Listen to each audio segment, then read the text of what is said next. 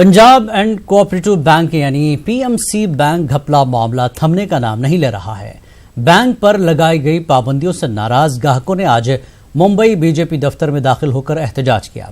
यह एहतजाज उस वक्त किया गया जब मरकजी वजीर खजाना निर्मला सीतारमण प्रेस कॉन्फ्रेंस करने वाली थी। नाराज ग्राहकों ने प्रेस कॉन्फ्रेंस में खलल भी डाला। एहतजाजी मुजाहिरीन ने हमारे पैसे वापस दो के नारे लगाए। बीजेपी दफ्तर के बाहर भारी तादाद में पुलिस फोर्स को तैनात किया गया था। हमने सिस्टम पे भरोसा करा और हमें धोखा मिला है, तो हम चाहते हैं कि गवर्नमेंट ये सिस्टम जो है ये हमें फिर से भरोसा दिलाए, हमारे पैसे हमें वापस करे। हमारी फैमिलीज इन पैसों पर, हमारी सेविंग्स पर डिपेंडेंट हैं। I don't know what they're doing. I don't care what they're doing. I want my money back. I will not be able to earn whatever I've put in the bank again. This is my money. I've been paying tax. मैं सब कुछ tax दे रहा हूँ और आप बोल रहे हो कि ओवरनाइट हमें कंगाल बना दिए। पर जिनको पैसे की इस वक्त सख्त जरूरत है और ये उनका अपना पैसा है, अगर आप ओवरनाइट अकाउंट फ्रीज करते हैं, आप ओवरनाइट अकाउंट को रिलीज भी कीजिए। ये जरूरत है लोगों की, ये उनका ये काला पैसा नहीं है, काला धन नहीं है। जैसे उनका अरेस्ट किए, सारे डायरेक्टर्स को अरेस्ट करो। वो लोग के चाय बिस्किट के लिए बोर्ड में बैठे थे। There is a resolution signed और रेजोल्यूशन साइंड किया। अगर कोई मिसमैनेजमेंट होता है या मिस अप्रोप्रिएट फंड्स होता है, हर आदमी रिस्पॉन्सिबल है। क्यों तारा सिंह के सब लड़के और सब बल गायब है? क्यों बाकी क्यों नहीं आंसर कर पा रहे? दूसरी चीज, आपके 4000 करोड़ आपको मिल गए, ईडी बोल रही है आप हमारा फंड्स रिलीज करो। आप करते हो ना, हम लोग क्यों लीगल बैटल में जाए? They were a few of the badly affected customers of PMC Bank who were waiting to meet. So I did call them inside and sat with them, heard them about their problems. One thing I wanted to put before you is multi-state cooperative banks, which is what the PMC is a cooperative bank. And cooperative banks normally, as are many banks, all banks are regulated by the Reserve Bank of India. That on my return today to Delhi back this evening, I will once again, I've already been talking with the Governor Reserve Bank. Once again this evening, I shall talk to him and convey the sense of urgency and distress that the clients of PMC have expressed before me, and I shall request him to expedite the clearing off or giving permission for withdrawal of their monies which are deposited. So I shall talk to the Reserve Bank Governor this evening about it.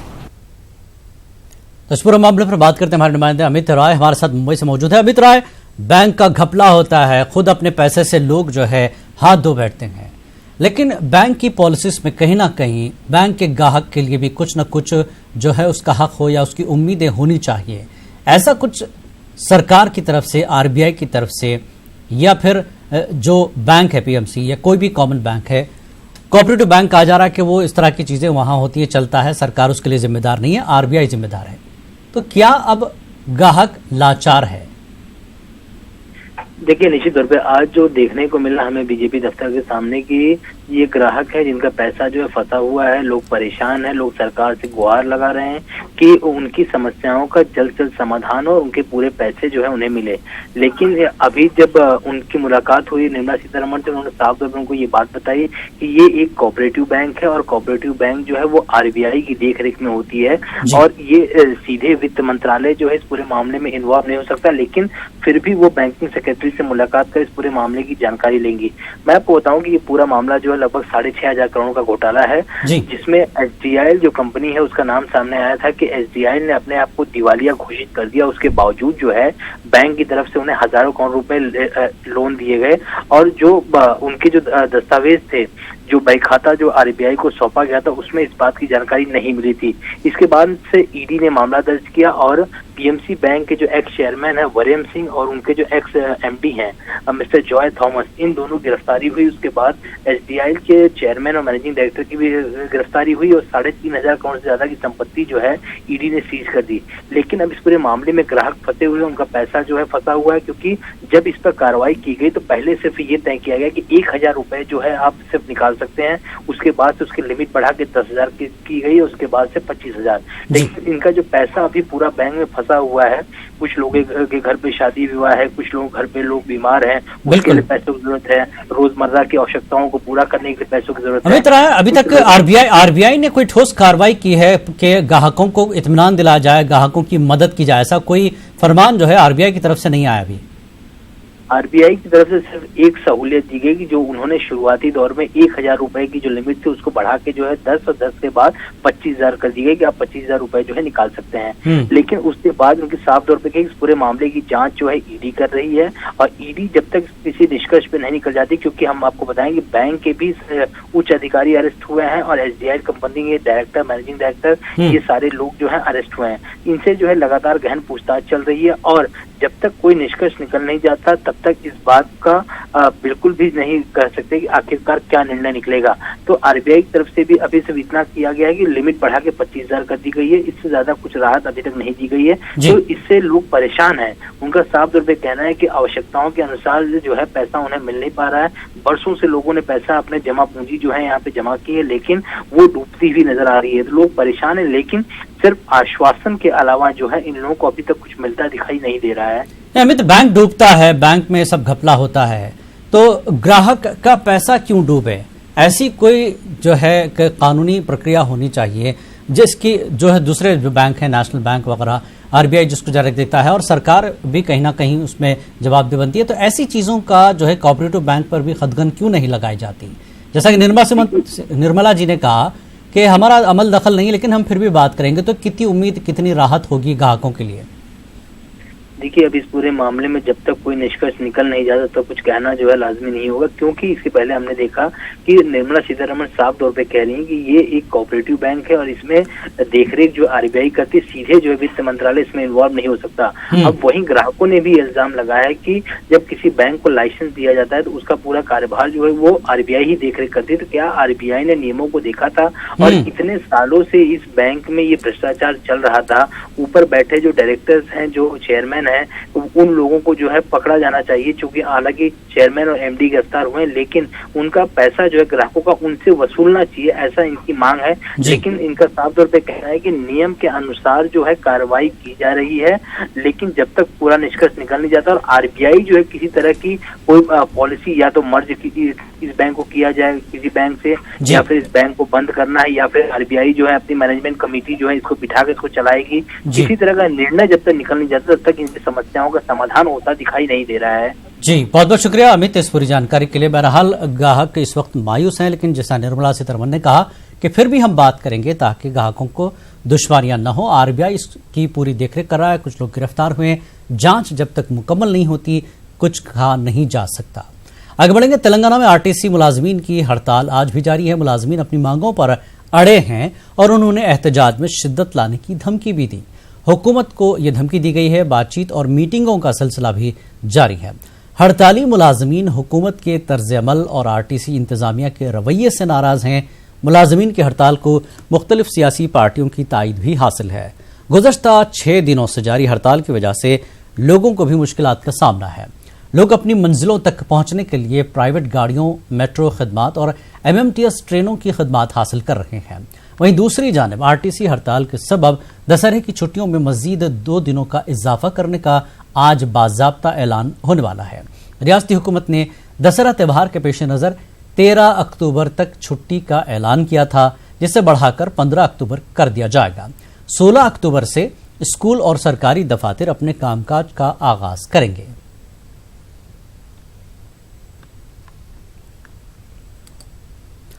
और मुल्क व बैरून मुल्क के सयाह अब दोबारा वादी कश्मीर की सैर कर सकते हैं। जम्मू कश्मीर हुकूमत के महकमे दाखिला ने सयाहों से मुताल्लिक एडवाइजरी को वापस ले लिया है। इस सिलसिले में बाज़ाब्ता तौर पर एक ऑर्डर जारी किया गया है। वाज़ेह है कि 5 अगस्त को दफा 370 हटाए जाने के पेश नज़र हुकूमत ने पहले ही सयाहों को कश्मीर छोड़ने की हिदायत दी थी।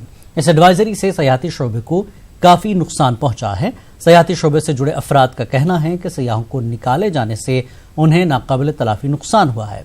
न्यूज 18 से बात करते हुए शिकारा यूनियन श्रीनगर के सदर ने कहा कि वो सयाहों से मुताल्लिक एडवाइजरी को वापस लेने का खैर मकदम करते हैं।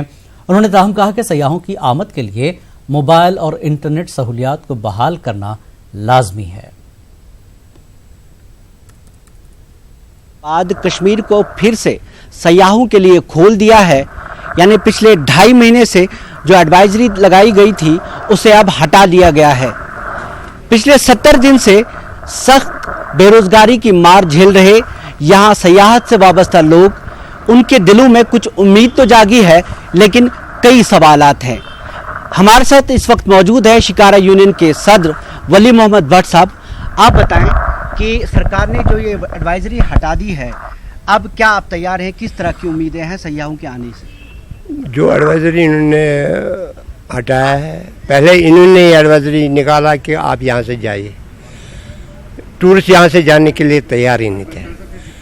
टूरिस्ट को फोर्सबल निकाला है, उसमें सीआरपी है, जम्मू कश्मीर पुलिस है, बाकी जो भी एजेंसीज है उनको निकाला गया है यहाँ से। कुछ उम्मीद है?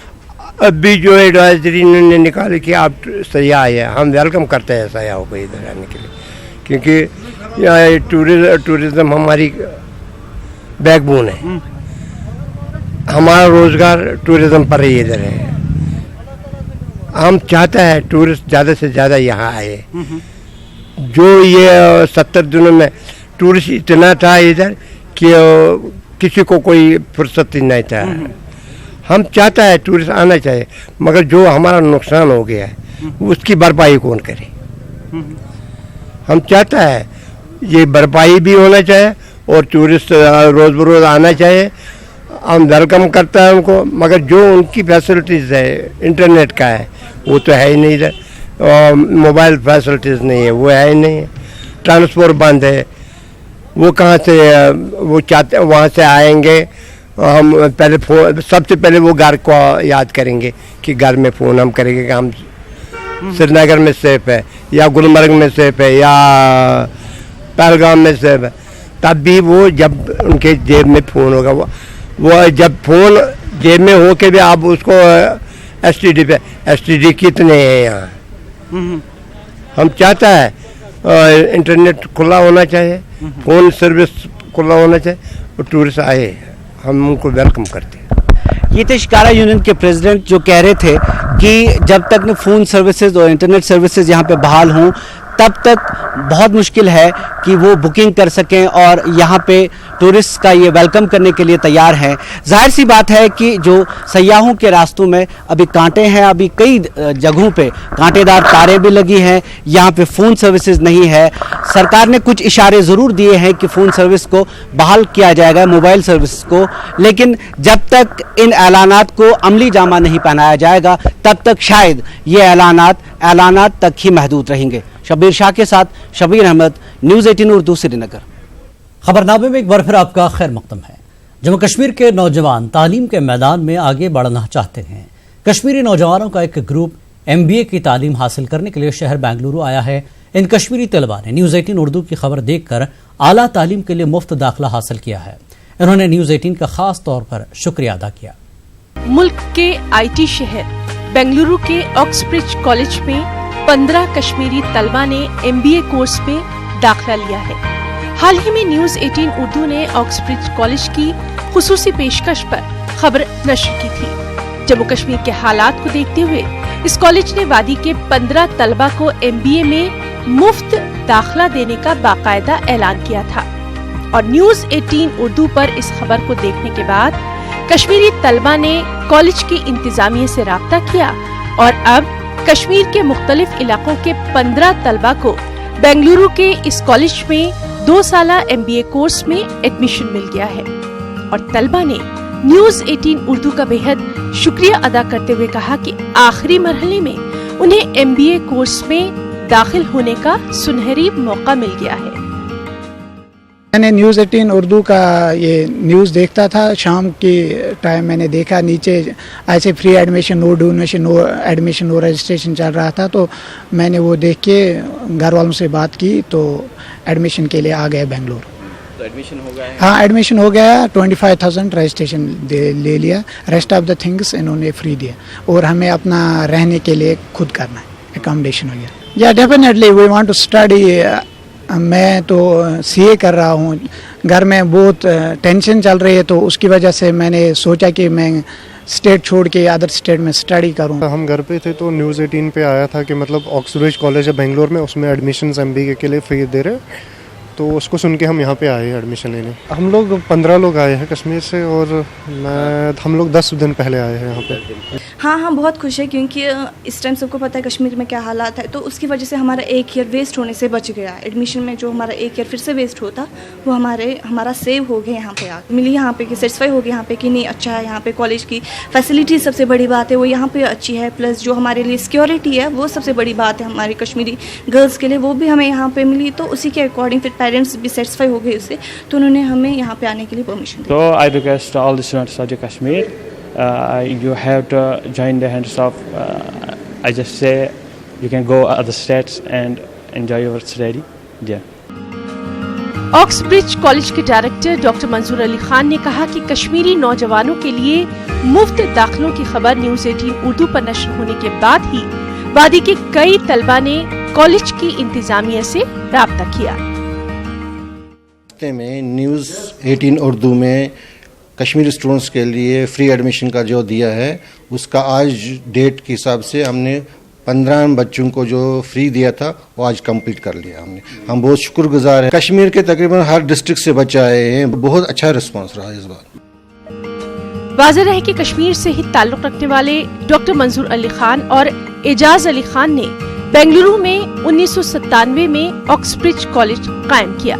कश्मीर के मौजूदा हालात को देखते हुए पहली मर्तबा इस कॉलेज ने मुख्तलिफ कोर्सेज में 25% सीटें जम्मू कश्मीर के तलबा के लिए मुख्तस करने का फैसला लिया है। न्यूज़ 18 उर्दू के लिए बेंगलुरु से रऊफ अहमद हलूर की रिपोर्ट। दिल्ली में पेट्रोल और डीजल के साथ साथ टमाटर और सब्जियों की कीमत भी आसमान छू रही है। सब्जी मंडी में टमाटर 60 से 80 रुपए किलो मिल रहा है। दुकानदारों का कहना है कि सैलाब और बारिश के पानी की वजह से किसानों को काफी नुकसान पहुंचा है और सब्जियां बर्बाद हो गई हैं। हमारी नुमाइंदा रचना ने जायजा लिया। पिछले हफ्ते तक प्याज के बढ़ते दाम ने लोगों को रुलाया, लेकिन इस हफ्ते की बात करें तो टमाटर के दाम लगातार बढ़ते जा रहे हैं। पेट्रोल डीजल से भी महंगा टमाटर इन दिनों बिक रहा है। 80 रुपए से 100 रुपए तक के बीच में टमाटर बेचा जा रहा है। इस टमाटर की महंगाई ने लोगों की किचन का जो जायका है, थाली का जो जायका है, वो बिगाड़ दिया है। आज हम पहुंचे हैं दिल्ली के सरोजनी नगर मार्केट की सब्जी मंडी में। आप देख रहे हैं कि तमाम जो लोग हैं सब्जी खरीदने के लिए यहाँ पर पहुंचे हैं, और जिस तरीके से लगातार सब्जी के जो दाम है वो बढ़ते जा रहे हैं, इससे लोगों की जो रसोई है उसका जायका तो बिगड़ा ही है। इसके साथ साथ जो बजट है उसमें भी कहीं ना कहीं गड़बड़ी आई है, क्योंकि महंगाई के चलते बजट में कटौती करनी पड़ रही है। सब्जी है वो तो खानी ही पड़ेगी, लेकिन जिस तरीके से लगातार महंगाई होती जा रही है वो खासा परेशानी का सबब बनती जा रही है। जो सब्जी बेचने वाले जो दुकानदार हैं हम उनसे भी पूछेंगे कि आखिरकार इस टमाटर की महंगाई के पीछे कारण क्या है। भैया ये बताइए, टमाटर कितने रुपए किलो आजकल मिल रहा है? 60 रुपए किलो मैम। अच्छा, तो लगातार जो दाम बढ़ते जा रहे हैं, कहीं कहीं 80 रुपए तक मिल रहा है, तो क्या कारण है? हम हर जगह बाढ़ आ गया, बाढ़ की वजह से फसल खराब होने के कारण इसकी वजह से महंगाई बढ़ती है। सब्जी महंगाई होने की वजह से बिक्री पर असर पड़ रहा है? हाँ, असर तो हर चीज पे पड़ता है मैम। तो जो लोग ज्यादा सब्जियां खरीदने आते थे अब महंगाई के चलते कम हो रही है? कम हो रही है मैम। कम हो रही है। हाँ जी, हाँ जी। तो बिक्री पर तो असर पड़ ही रहा है, इसके साथ जो थाली का जायका है वो भी बिगड़ा है। कुछ और लोग भी हैं जो टमाटर खरीद रहे हैं, हम उनसे भी पूछना चाहेंगे कि वो किस तरीके से बढ़ती महंगाई में अपनी रसोई को मैनेज करेंगे या किस तरीके से वो काम चला रहे हैं। तो कुछ महिलाएं भी यहाँ पर टमाटर खरीदने के लिए आई हुई हैं, हम उनसे ही पूछेंगे। मैडम आप बताइए, आप सब्जी खरीदने आई हैं, टमाटर इतना महंगा मिल रहा है, किस तरीके से मैनेज कर रही हैं? जवाब दिया ना मैंने मैडम। आप किस तरीके से मैनेज करेंगी? खा रही हूँ, 1 किलो का जगह में 1 पाव आधा पाव खा रही हूँ। तो बजट पर भी असर पड़ता होगा? बहुत पड़ रहा है, बहुत ज्यादा। फैमिली वाला है, क्या करें, कटौती और चीजों में करनी पड़ रही है। हाँ। तो बजट पर तो असर पड़ रहा है, महंगाई है, जो ज्यादा चीजें थी वो अब कम खरीदनी पड़ रही है, कैसे ना कैसे करके मैनेज करना पड़ रहा है। तो लोगों की मजबूरी है, उनका कहना है कि महंगाई तो है लेकिन सब्जी तो खाना ही पड़ेगा, उसके लिए कैसे ना कैसे करके और बजट में कटौती कर कर वो अपनी रसोई के बजट को मैनेज कर रहे हैं। कैमरा पर्सन गौरव सक्सेना के साथ रचना, न्यूज़ 18 दिल्ली। अमरीकी वज़ीर ख़ारजा माइक पोम्पियो का कहना है कि सिक्योरिटी के हवाले से तुर्की की तशवीश जायज़ है। एक इंटरव्यू में पोम्पियो ने शिमाल मशरक़ी शाम से फौज हटाने के सदर ट्रंप के फैसले का दिफा किया है। कभी शामी कुर्द जंगजुओं की तायद करने वाला अमेरिका अब उन्हें यकौ तनहा छोड़ चुका है। इलाके से अमेरिकी फौज हटाने के उसके फैसले को बड़ी पॉलिसी तब्दीली करार दिया जा रहा है। इसके साथ साथ ये फैसला सदर ट्रंप के कौल व फ़ैल में तज़ाद का अमली नमूना है। ख्याल रहे कि तुर्की कुर्द जंगजुओं को अपनी सलामती के लिए खतरा समझता है। तुर्की की शुमाली मशरिकी शाम में कुर्द जंगजुओं के खिलाफ फौजी कार्रवाई जारी है। उसने शामी कुर्दों के ठिकानों पर बमबारी की है। उधर कुर्द इंतजामिया ने आलमी बरादरी को खबरदार किया है कि तुर्की की कार्रवाई इलाके में इंसानी बहरान को जन्म देगी। Bureau report, news 18 Urdu.